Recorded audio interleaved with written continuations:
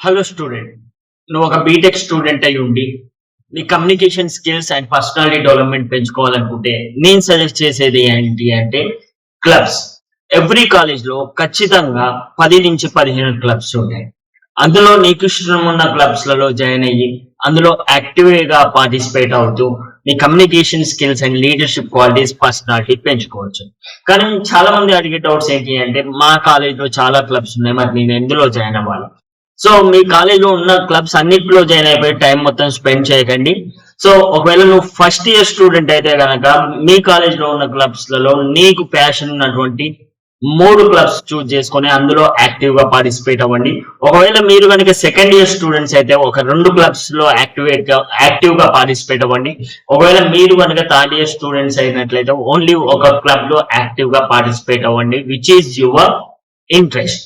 And fourth year మాత్రం clubs అలాంటి వాడి జోలికి వెళ్ళకండి, ఎందుకంటే that is the time for placements. So ఒకవేళ ప్రెసిడెంట్ అలాంటివి ఉంటే ఉండండి. So that's it guys.